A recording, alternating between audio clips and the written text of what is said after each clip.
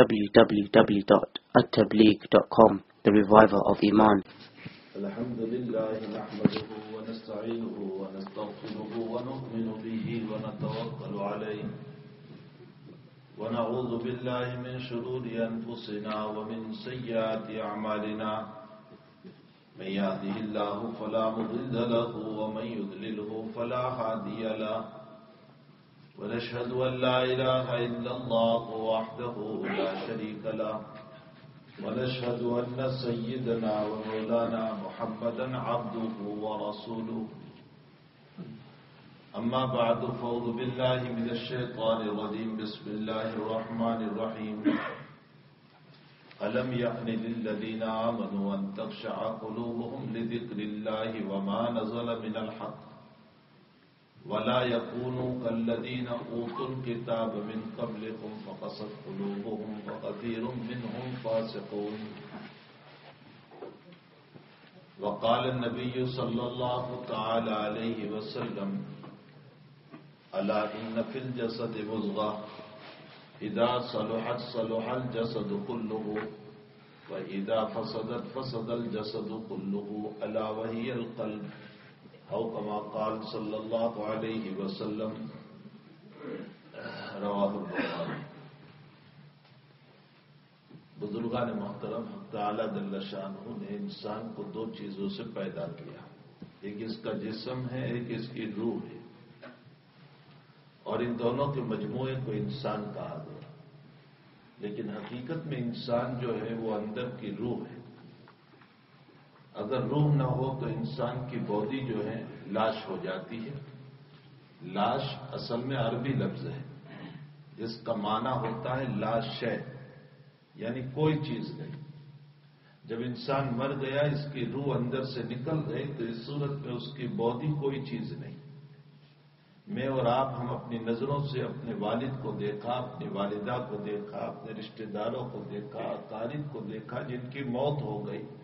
ہم نے اپنی نظروں سے دیکھا کہ جو چل رہے تھے ان کا چلنا بند ہو گیا، جو دوڑ رہے تھے ان کا دوڑنا بند ہو گیا، جو باتیں کر رہے تھے ان کی باتیں بند ہو گئی۔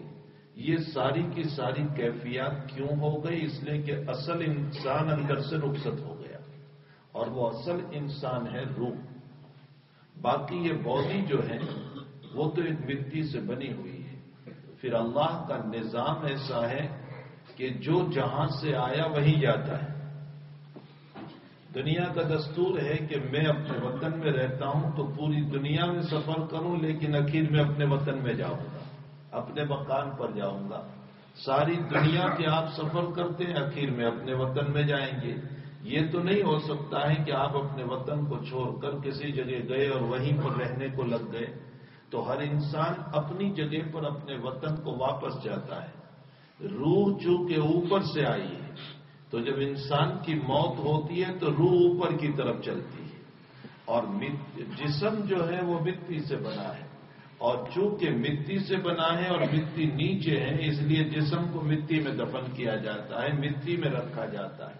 تو جو جہاں سے آیا وہی رکھ دیا جاتا ہے۔ روح اوپر سے آئی ہے تو اوپر، اور جسم جو ہے مٹی سے آیا ہے تو اس کو مٹی میں رکھ دیا جاتا ہے۔ اب مجھے اور آپ کو جس پر محنت کرنا تھا اس پر انسان نے محنت نہیں کی، اور جس پر محنت کرنا نہیں تھا اس پر زیادہ محنت کرنے لگ گیا۔ جس جسم کے اندر بدبو پیدا ہونے والی ہے، جو پھولنے والا ہے، جس کے اعضاء کتنے والے ہیں قبر میں جانے کے بعد، جو مسائل میرے اور آپ کے ساتھ اور دنیا کے لوگوں کے ساتھ ہو رہے ہیں، ہونے والے ہیں، اس کے اوپر تو میں نے آپ نے خوب محنت کی کہ اس باڈی کو، اس جسم کو سجانے کے لیے میں نے اپنی زندگی قربان کر دی کہ میرا بدن خوبصورت بن جائے۔ اور اس کو خوبصورت، اس میں کوئی شک نہیں کہ اگر جسم بیمار پڑتا ہے تو اس کے دوا دارو کا شریعت نے مکلف بنایا آپ کو کہ آپ اس کی دوا دارو کیجئے۔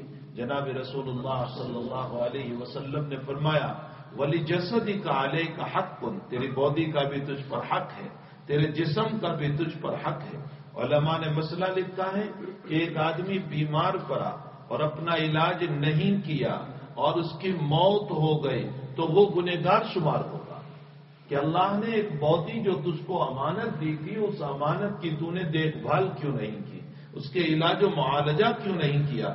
اسی لیے رسول اللہ صلی اللہ علیہ وسلم نے اپنی امت کو دوائیں بھی بتائی. مثلا شہد استعمال کرو، یہ دوا بتائی. کلونجی استعمال کرو، یہ دوا بتائی. کشت ہندی استعمال کرو، حضور پاک صلی اللہ علیہ وسلم نے فرمایا کشت ہندی استعمال کرو.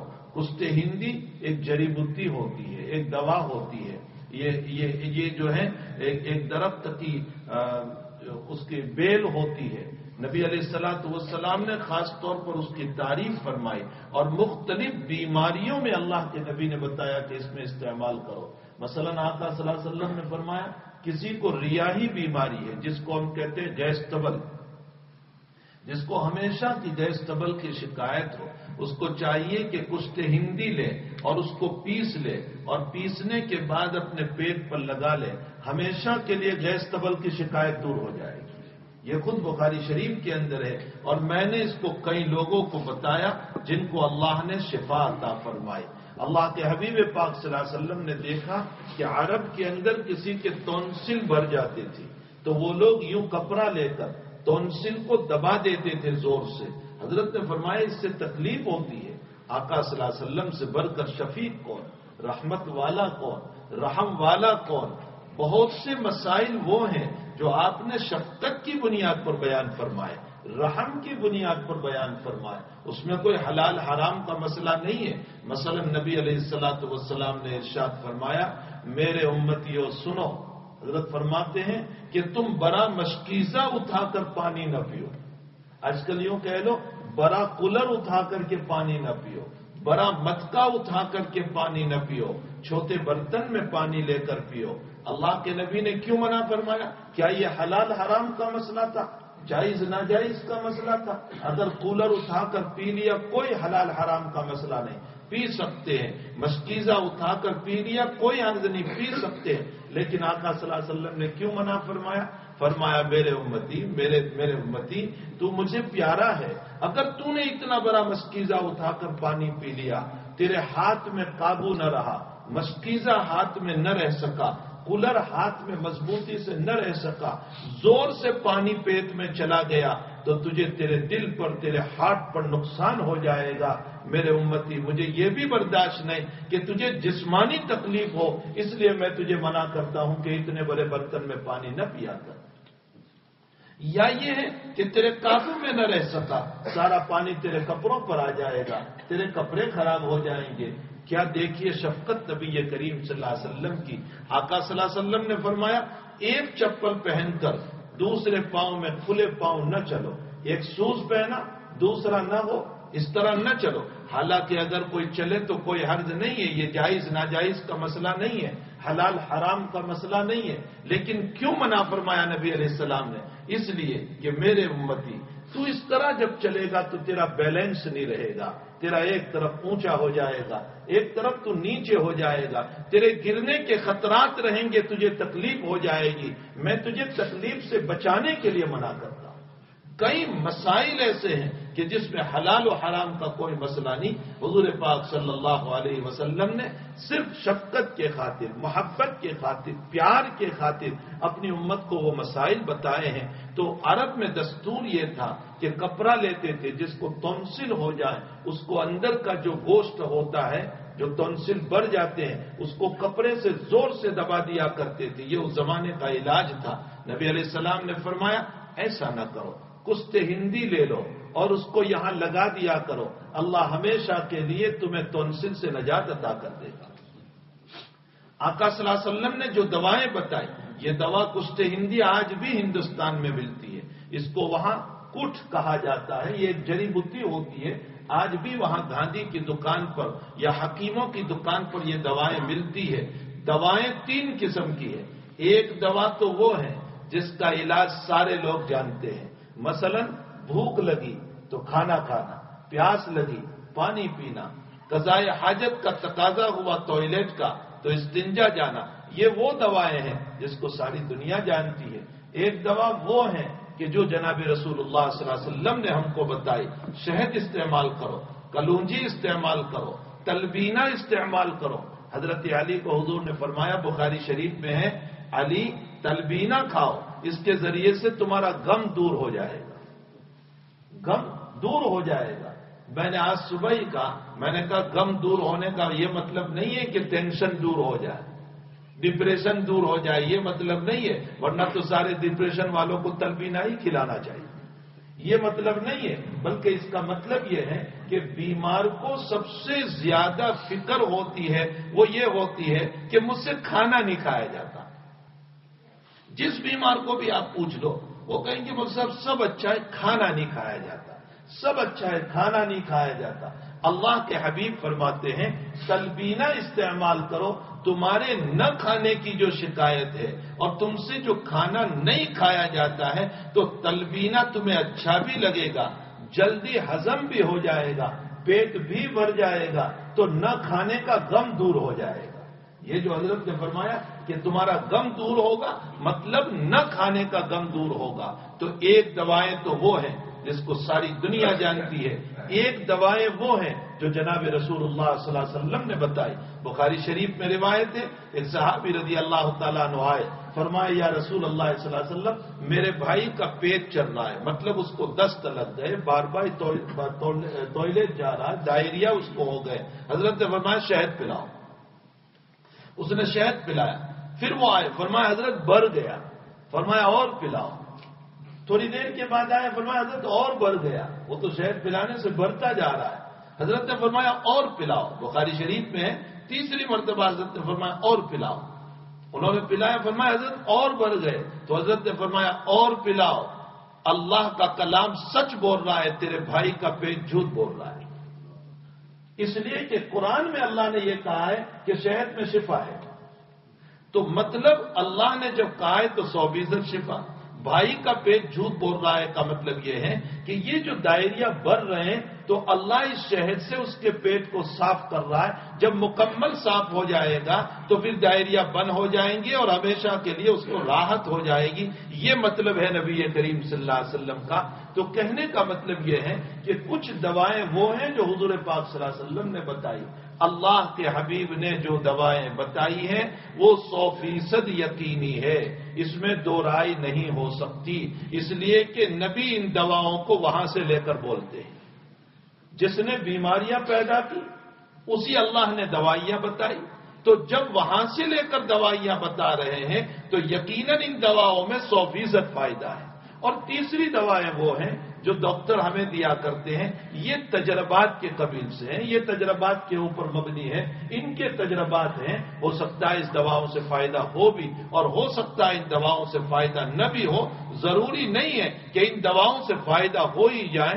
یہی ٹیبلٹ میں لیتا ہوں مجھے فائدہ ہوا، وہی ٹیبلٹ آپ لے رہے ہیں آپ کو ریئیکشن ہو گیا، تو ضروری نہیں ہے کہ ان دواؤں سے فائدہ ہو جائے۔ بہرحال میرے بھائیوں، میں یہ کہہ رہا تھا کہ حضور پاک صلی اللہ تعالی علیہ وسلم نے شفقت کی بنیاد پر بہت ساری باتوں کو ذکر فرمایا اور بہت سارے مسائل کو ذکر فرمایا۔ تو خیر میں یہ کہہ رہا تھا کہ اپنے جسم کی حفاظت بھی ہمارے لیے ضروری ہے، اس کے علاج و معالجہ، اس کے دوا دارو، اس کو ضرورت پڑنے پر، اس لیے کہ یہ بھی اللہ کی امانت ہے اور یہ صحیح ہوگا تو اللہ کی عبادت کر پائیں گے، اس لیے اس کی بھی ضرورت ہے۔ حضرت سلمان فارسی رضی اللہ تعالیٰ عنہ مہمان گئے ابو دردہ رضی اللہ تعالیٰ عنہ کے وہاں، تو رات کا موقع تھا، سلمان فارسی کو کمرہ بتا دیا، ابو دردہ رضی اللہ تعالیٰ عنہ نے فرمایا یہ کمرہ ہے، آپ آرام کرو۔ تو سلمان فارسی نے ابو دردہ سے پوچھا تم کیا کرو گے؟ کہا میں تو مصلی پر کھڑا ہوتا ہوں۔ تو سلمان فارسی رضی اللہ تعالیٰ عنہ فرمایا سو جاؤ میرے ساتھ، ابھی کوئی نماز نہیں پڑھنا ہے، میرے ساتھ سو جاؤ۔ سلا دیا۔ رات کا ایک وقت گزر گیا، نیند پوری ہو گئی، تب جا کر کے سلمان بھی اٹھے، ابو دردہ کو کہا اب تم بھی اٹھو، چلو اب نماز پڑھتے ہیں۔ اس کے بعد صبح کو ابو دردہ کے کپڑے دیکھے، ابو دردہ کی بیوی کے کپڑے دیکھے تو پرا گندا تھی۔ تو سلمان فارسی نے پوچھا، ان دونوں کے درمیان اللہ کے حبیب نے بھائی چارگی، دونوں کو بھائی بنایا تھا۔ تو سلمان نے بیوی سے پوچھا کہ تم ایسے کپڑوں میں؟ فرمایا تمہارے بھائی کو میری ضرورت ہی کہاں ہے، وہ تو رات بھر مصلی پر رہتے ہیں، دن بھر نماز تو روزہ رکھتے رہتے ہیں، تو میرے قریب ہی نہیں آتے تاکہ مجھے اس طرح کپڑے بدلنے کی ضرورت پڑے۔ اب ابو دردہ کا حال یہ ہوا کہ روزہ رکھ لیا، سلمان نے صبح کہا کہ آؤ کھانا کھا لو، فرمایا میرا روزہ ہے، فرمایا نہیں کھانا کھا لو میرے ساتھ، روزہ تروا دیا۔ اس کے بعد جا کر سلمان فارسی رضی اللہ تعالیٰ عنہ نے حضور پاک صلی اللہ علیہ وسلم کے پاس پورا واقعہ بیان کیا کہ حضرت میں ابو درداء کے وہاں مہمان گیا تھا تو ایسا ایسا مسئلہ ہوا، رات وہ پوری رات نماز پڑھتے ہیں، روزانہ روزے رکھتے ہیں، بیوی کے بھی حقوق ادا نہیں کرتے، تو اللہ کے حبیب نے فرمایا صدق سلمان، سلمان نے صحیح کہا۔ پھر آقا صلی اللہ علیہ وسلم نے فرمایا وَلِعَيْنِكَ عَلَيْكَ حَقٌّ، تیری آنکھوں کا بھی تجھ پر حق ہے، اس کو بھی راحت دیا کر، وَلِجَسَدِكَ عَلَيْكَ حَقٌّ، تیری باڈی کا بھی تجھ پر حق ہے، اس کو بھی راحت پہنچایا کر، وَلِزَوْجِكَ عَلَيْكَ حَقٌّ، اور تیری بیوی کا بھی تجھ پر حق ہے، اس کو بھی ٹائم دیا کر، اس کو بھی وقت دیا کر۔ آج بیوی کو سب سے بڑی شکایت، جوان ہے نہیں ورنہ میں سناتا، بیوی کو سب سے بڑی شکایت یہ ہے کہ آپ مجھ کو ٹائم نہیں دیتے، سب سے بڑی شکایت یہ ہے کہ آپ مجھ کو ٹائم نہیں دیتے، دن بھر آپ اپنے جاب میں رہتے ہیں، رات میں آتے ہیں تو فون کے اوپر رہتے ہیں، بیچاری بیوی اس کو وقت ہی نہیں ملتا، وہ اپنے بچوں کے ساتھ سو جایا کرتی ہے۔ تو وَلِزَوْجِكَ عَلَيْكَ حَقٌّ، بیوی کا بھی حق ہے، وَلِجَسَدِكَ عَلَيْكَ حَقٌّ، باڈی کا بھی حق ہے، وَلِعَيْنِكَ عَلَيْكَ حَقٌّ، اپنی آنکھوں کا بھی حق ہے، ہر ایک کو راحت پہنچائی جائے۔ یہ شریعت مطہرہ میں محمد رسول اللہ صلی اللہ علیہ وسلم نے بتایا ہے، لیکن اس کا یہ مطلب نہیں ہے کہ ہم اپنی باڈی کو بنانے میں زندگی خرچ کر دیں، باڈی کو سجانے میں زندگی خرچ کر دیں، باڈی کی راحت میں تو زندگی ختم کر دی، اور اصل انسان اندر میں جو بیٹھا ہوا ہے جس کو روح کہا جاتا ہے، اس روح کی ضرورت ہی کو ہم نے پورا نہیں کیا۔ روح کی ضرورت ہے عبادت، روح کی ضرورت ہے نماز، روح کی ضرورت ہے اللہ کی یادیں، روح کی ضرورت ہے اللہ کا ذکر، روح کی ضرورت ہے اچھے اخلاق۔ یہ وہ چیزیں ہیں کہ جس کی ضرورت روح کو پڑ رہی ہے، یہ اس کا خوراک ہے۔ روح کا خوراک جیسے ظاہری کھانا اس باڈی کا خوراک ہے، اس بدن کا خوراک ہے، اسی طرح روح کا خوراک جو ہے وہ اللہ کی عبادت ہے، اللہ کا ذکر ہے، اللہ کی یادیں ہیں، اس کو بنانا ہے۔ یہ ہمارے حضرت حسن بصری رحمۃ اللہ علیہ نے ایک اتنا پیارا جملہ فرمایا، ارشاد فرمایا کہ بھائی دیکھو، اللہ نے جب تمہیں روح دی تھی تو صاف ستھری دی تھی، پاکیزہ روح دی تھی، بہت پاک روح ہمارے بدن میں اللہ نے ڈالی تھی۔ فرمایا کوشش کرو کہ یہ صاف ستھری رہے، اور جب موت کا وقت آئے تو یہ صاف ستھری بن کر اللہ کے دربار میں جائیں۔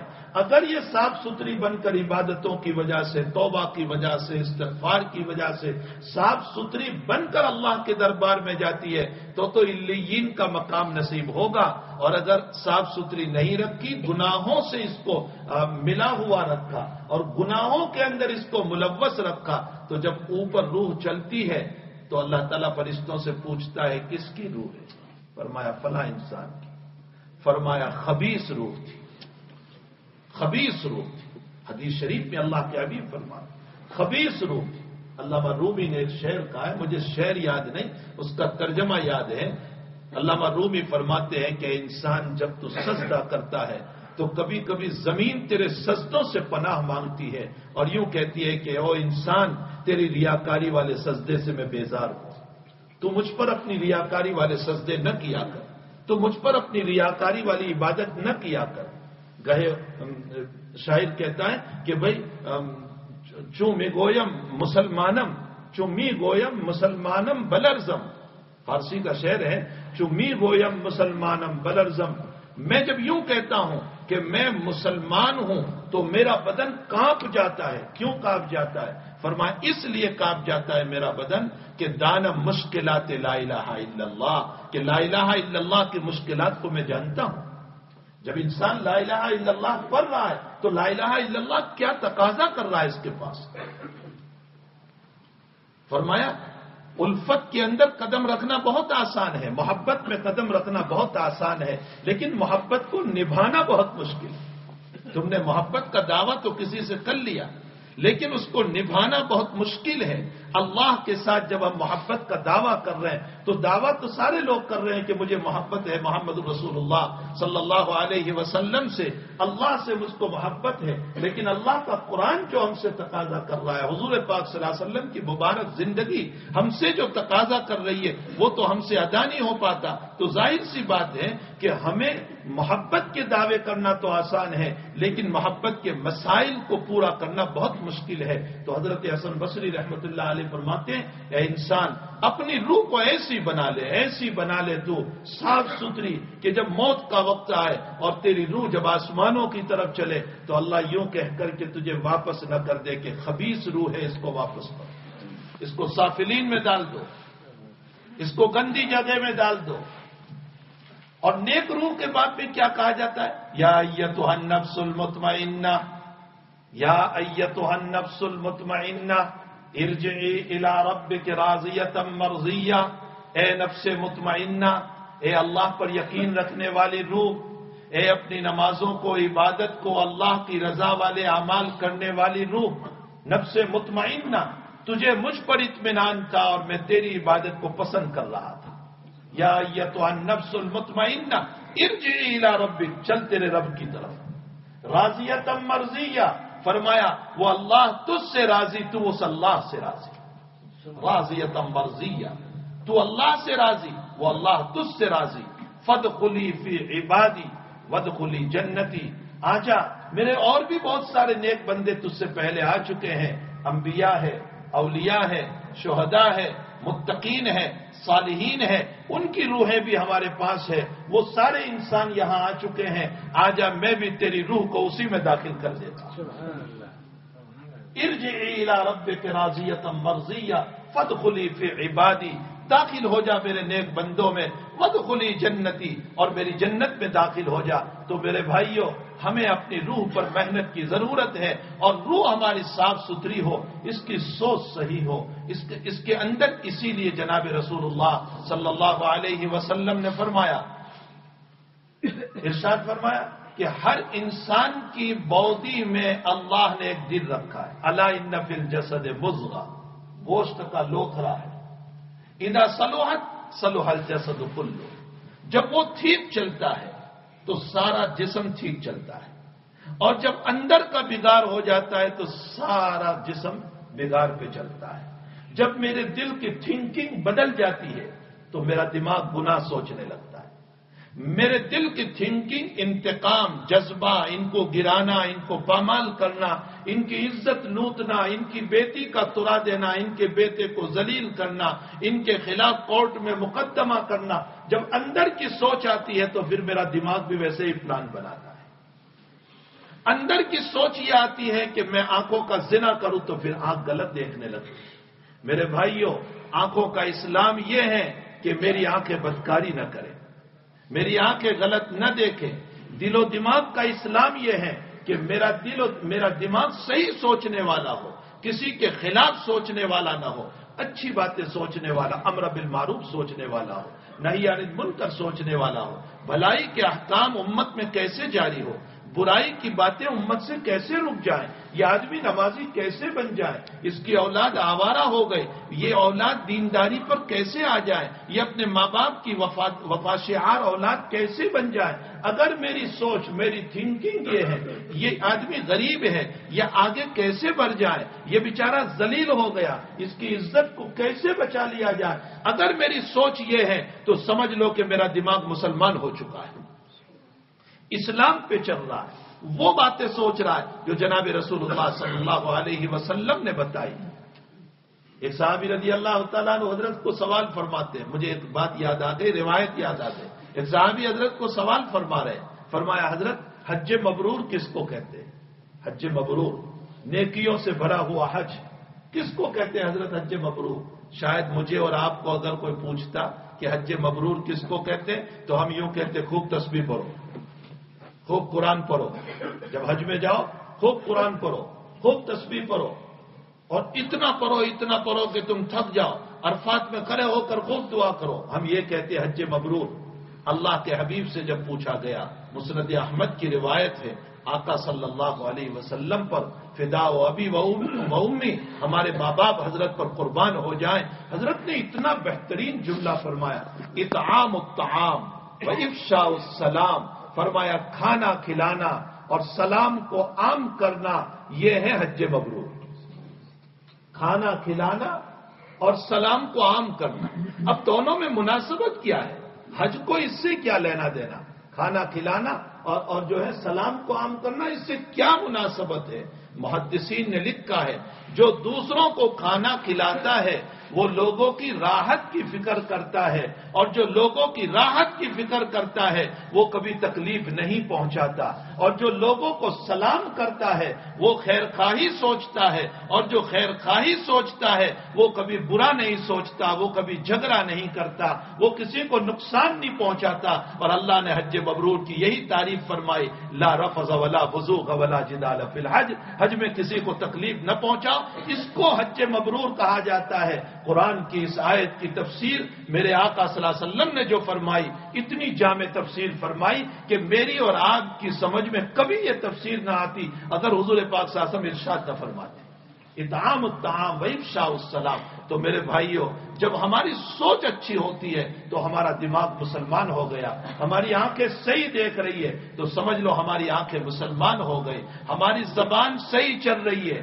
غیبت سے پاک ہے، الزام سے پاک ہے، برائیوں سے پاک ہے، تو سمجھ لو کہ ہماری زبان مسلمان ہو گئی، ٹھیک چل رہی ہے۔ اور اگر ہماری زبان پر غیبت ہے، جھوٹ ہے، بے وفائی ہے، گالی گلوز ہے، فحش ہے، تو سمجھ لو کہ ہماری زبان ابھی تک مسلمان نہیں ہوئی ہے۔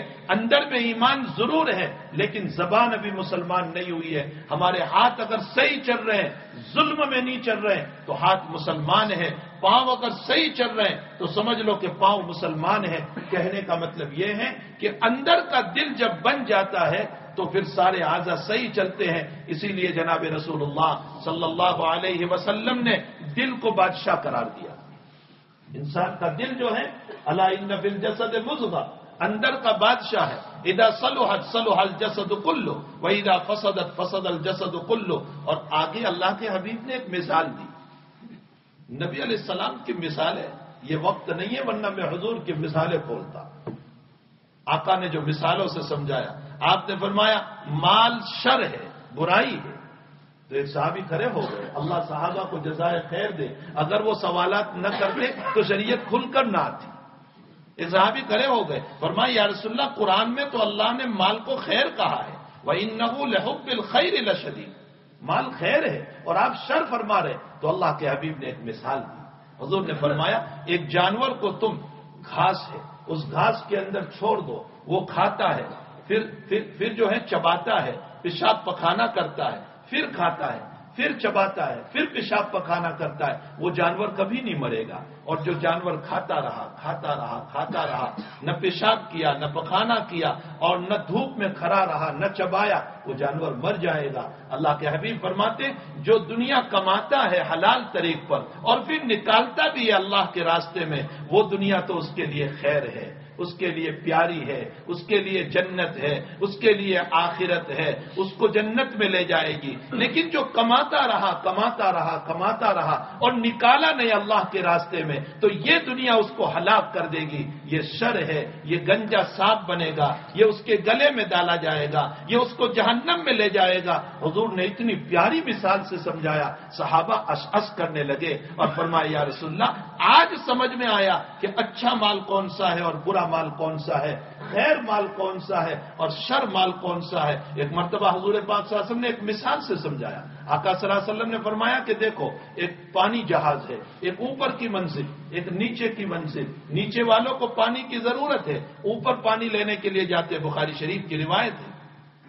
تو اوپر والوں کو برا لگا کہ تم بار بار پانی لینے آ رہے ہو، تو نیچے والوں نے کہا پانی ہمارے نیچے ہے، ابھی ہم سوراخ کریں گے پانی آنا شروع ہو جائے گا۔ تو اوپر والوں نے کہا ایسا نہ کرنا، سوراخ کرو گے پانی شروع ہوگا، پانی اندر آئے گا، جہاز ڈوب جائے گا، تم بھی ڈوبو گے، ہم بھی ڈوب جائیں گے۔ یہ حدیث شریف ہے۔ حضرت اس میں کیا کہنا چاہتے ہیں، اس روایت میں کیا بتانا چاہتے ہیں؟ اللہ کے حبیب پاک صلی اللہ علیہ وسلم اس میں یہ بتانا چاہتے ہیں، یہ روایت فضائل اعمال کے اندر بھی حضرت شیخ نے نقل فرمائی۔ اس میں کیا بتانا چاہتے ہیں؟ اللہ کے حبیب یہ بتانا چاہتے ہیں میری امت کے بھی دو طبقے ہیں، ایک VIP طبقہ، ایک اکنامک طبقہ، ایک نچلا طبقہ، ایک اوپر کا طبقہ۔ اوپر کا طبقہ کون سا ہے؟ فرمایا جو عزت والے ہیں، جو علم والے ہیں، جو مال والے ہیں، یہ VIP طبقہ ہے، یہ اوپر کا طبقہ ہے۔ اور نچلا طبقہ کون سا ہے؟ جو جاہل ہے، جو غریب ہے، جو ذلیل ہے، یہ اکنامک طبقہ ہے، یہ نچلا طبقہ ہے. یہ نچلا طبقہ جب اوپر والے طبقے کے پاس، مال والوں کے پاس، عزت والوں کے پاس، علم والوں کے پاس جاتے ہیں، ہمارے بچوں کو علم پڑھا دو، تمہاری دولت کام آ جائے، تمہاری عزت کام آ جائے، او علماء تمہارا علم کام آ جائے، او اچھے خاصے پڑھے ہوئے تمہارا علم کام آ جائے، ہمارے غریبوں کے بچوں کو آپ پڑھاؤ. تو اگر یہ وی آئی پی طبقہ، یہ عزت والے، دولت والے، مال والے منہ چرانے لگے، ان سے بھاگنے لگے، تو نتیجہ کیا ہوگا؟ یہ غریب اولاد، یہ ذلیل اولاد، یہ کمینی اولاد، یہ جو ہے یہ غربت والی اولاد، یہ بے علم اور جاہل اولاد، یہ کیا کرے گی؟ گناہوں کے سراغ کرے گی، اس کی بچی کو اٹھائے گی، وہاں چوری کرے گی، ڈکیتی کرے گی، دنیا بھر کے معاصی اور گناہ کرے گی. اللہ کا عذاب اترے گا، جیسے وہاں جہاز ڈوبتا تھا، یہاں اللہ کا عذاب اترے گا. اور جب عذاب اترے گا تو اکنامک بھی مریں گی اور وی آئی پی بھی مریں گی. حضور پاک صلی اللہ علیہ وسلم یہ بتانا چاہتے ہیں، جامع معنی مثال دے کر امت کے اوپر کے طبقے کو یہ بتانا چاہتے ہیں کہ اللہ نے تمہیں دولت دی ہے تو تمہاری دولت میں غریب کا بھی حصہ ہے. اللہ نے تمہیں علم دیا ہے، تمہارے علم میں غریبوں کا حصہ ہے. اللہ نے تمہیں عزت دی ہے، تمہاری عزت میں غریبوں کا حصہ ہے. تمہیں چاہیے کہ اپنی عزت، اپنی دولت، اپنا علم یہ غریبوں تک، یہ ذلیلوں تک، یہ جاہلوں تک پہنچاؤ، تاکہ یہ طبقہ ٹھیک رہے، گناہ نہ کرے. اور جب یہ طبقہ ٹھیک رہے گا تو دونوں ہی طبقے اللہ کے عذاب سے محفوظ رہیں گے. اور پھر آپ اس روایت پر اگر غور کریں، کبھی آپ نے غور بھی کیا اس روایت پر؟ آقا صلی اللہ علیہ وسلم تو کبھی پانی جہاز میں بیٹھے بھی نہیں. پوری سیرت پڑھ لو، حضرت کبھی پانی جہاز میں نہیں بیٹھے. اور اس زمانے میں ایک نیچے کا منزل، ایک اوپر کی منزل، یہ تو سمجھ میں بھی نہیں آتا تھا. اس زمانے میں کہاں ایسا پانی جہاز ہوتا کہ نیچے اور اوپر؟ وہ تو ایک سنگل ہوا کرتا تھا جس کے اندر بیٹھ کر کے ہوا کے ذریعے سے چلتے تھے. لیکن اللہ کے نبی اوپر نیچے کی مثال دے رہے ہیں. کیوں؟ اگرچہ نہ سوار ہوئے، نہ اس زمانے میں ایسے جہاز تھے، ایسی کشتیاں تھی، پھر بھی حضرت مثال دے رہے ہیں. مولانا علی میاں صاحب فرماتے ہیں کہ یہ مسئلہ سمجھنا یہی کافی و شافی ہے کہ یہ نبی اللہ کے وہاں سے لے کر بول رہا ہے. اس کی نبوت کی دلیل ہے، اس کی رسالت کی دلیل ہے. تو میرے بھائیوں، میں تو صرف یہ کہہ رہا تھا، اپنے دل کی دنیا کو بنانا ہے، اپنے قلب کو بنانا ہے، اپنی روح کو سجانا ہے. الم یعن للذین آمنوا ان تخشع قلوبهم لذکر اللہ وما نزل من الحق. اللہ تعالیٰ فرماتے ہیں کیا ابھی وہ وقت نہیں آیا کہ تم اپنے دل کو گناہوں سے پاک کرو؟ کیا وہ ابھی کون سے وقت کا انتظار کر رہے ہیں؟ اتنے حالات ہمارے چاروں طرف ہے، پھر بھی گناہ کرتے ہی رہیں گے. اللہ جل شانہ ہم تمام کو اعمال صالحہ کی توفیق عطا فرمائے، برائیوں سے اللہ ہماری حفاظت فرمائے. مبارک مہینہ ہے، خوب استغفار کر لو، خوب استغفار کر لو. اللہ تعالیٰ 2 منٹ میں ہمارے دلوں کو صاف کر دے گا. دیر نہیں لگتی اس اللہ کو صاف کرنے میں، 2 منٹ میں ہمارے دلوں کو صاف کر دے گا. شاید میرے باپ کو، میری ماں کو راضی ہونے میں دیر لگے گی، اللہ کو راضی ہونے میں دیر نہیں لگے گی. اس اللہ کو منا لو. اللہ جل شانہ ہم سب کو عمل کی توفیق عطا فرمائے. وآخر دعوانا الحمدللہ رب العالمین.